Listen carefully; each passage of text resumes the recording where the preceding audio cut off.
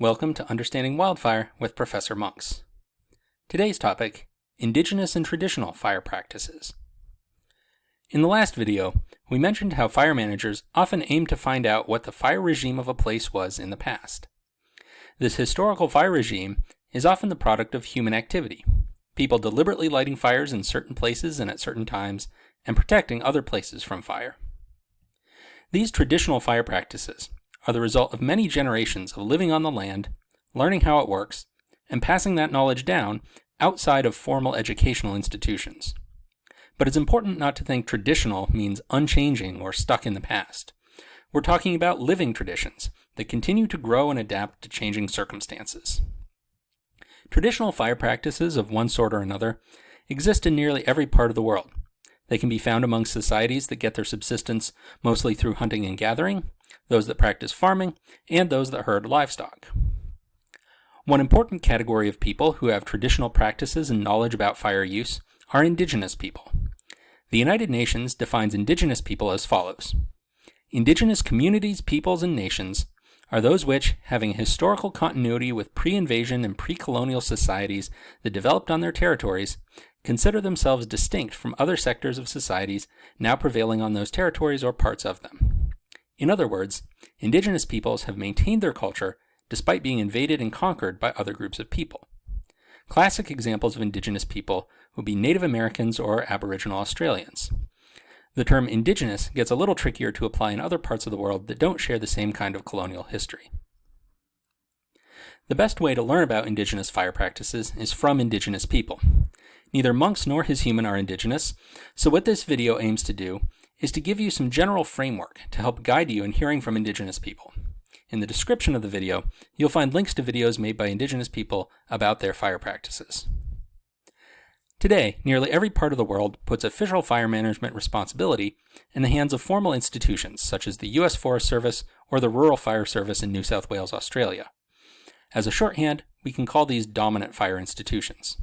Dominant fire institutions draw most of their understanding of fire from the Western scientific approach that has arisen over the last couple of centuries.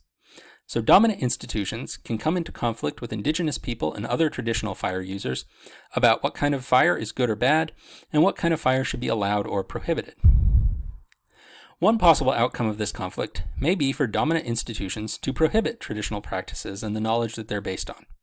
Fire managers may simply say, "You don't know what you're talking about," or even, "You're primitive and ignorant, and we need to save you from destroying your own land."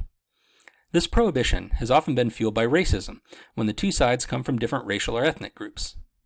Dominant institutions staffed by people of European descent condemned and outlawed traditional fire practices of Indigenous Americans, Africans, Asians, and Australians in their various colonies, based on the false idea that Europeans were more advanced and enlightened than the people they had conquered.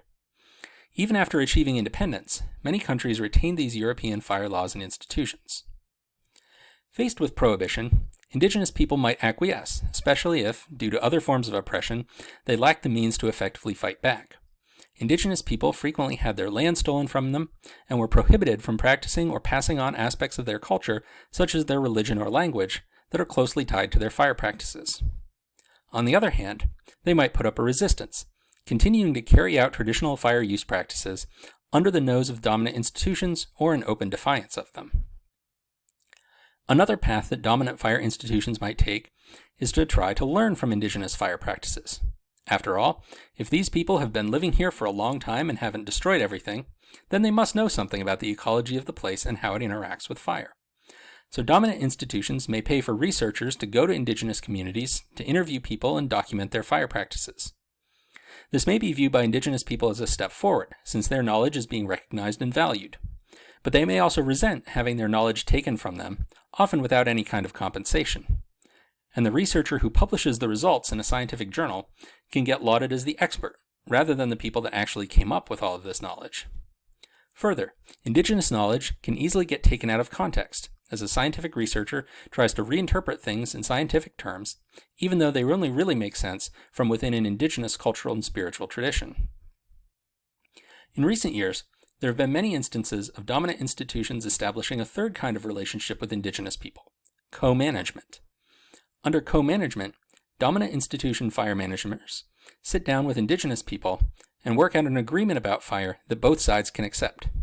That is, they try to come up with a plan for how fire will be used on a given territory that is compatible both with indigenous knowledge and practices and with Western scientific knowledge and fire laws. Co-management can be difficult when indigenous people have learned not to trust dominant institutions, and when dominant institutions are constrained by laws and policies that limit what kind of compromises they can agree to.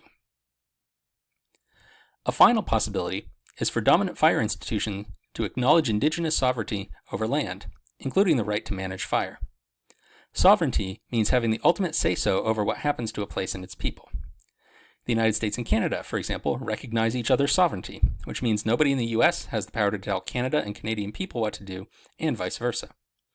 Under current US law, federally recognized indigenous nations have a limited form of sovereignty, which is why they can do things like operate casinos where they would otherwise be banned by state law. But the federal government claims the right to overrule tribal governments and impose policies on them. Restoring full sovereignty is a major goal of many indigenous activists, who don't think the US government should hold that kind of power.